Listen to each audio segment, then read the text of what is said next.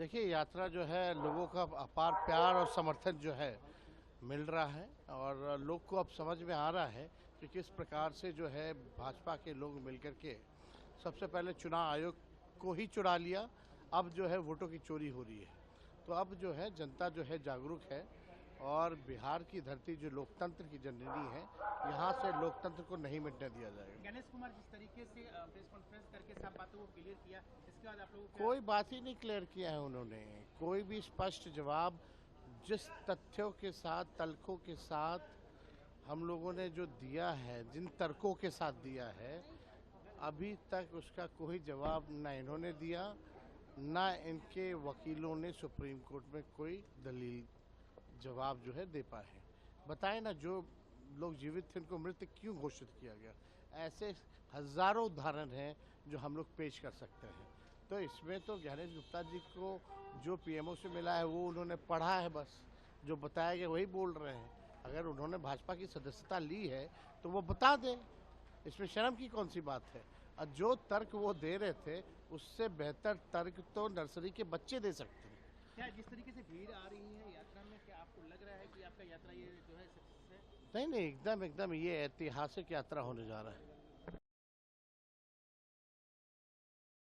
निस्संदेह पहुंच रहा है। बिहार के लोग जान रहे हैं कि बिहार लोकतंत्र की जननी है और लोकतंत्र का अस्तित्व बचाने की यह लड़ाई है, मत का अधिकार बचाने की यह लड़ाई है।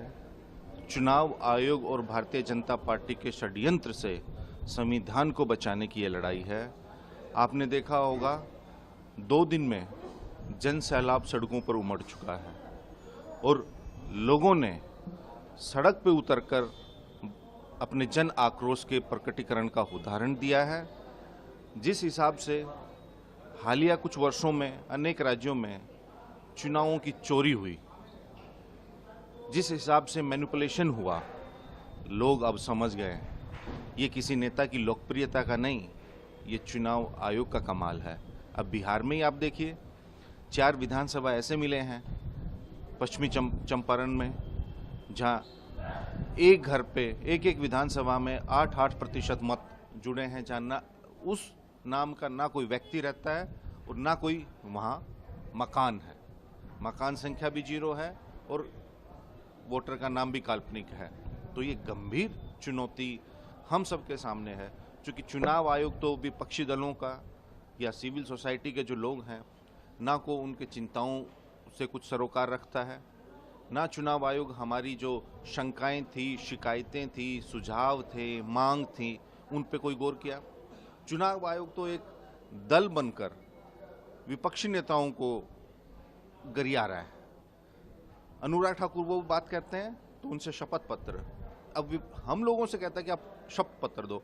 अरे भाई, आप दीजिए ना कि ये विसंगतियां क्यों हैं, ये गलतियां क्यों हैं। अगर हैं आपके एंड पे तो उनको रेक्टिफाई करने के बजाय अब विपक्षी दलों पे उंगली उठा रहे हैं। हम हैं तो चुनाव आयोग है ना।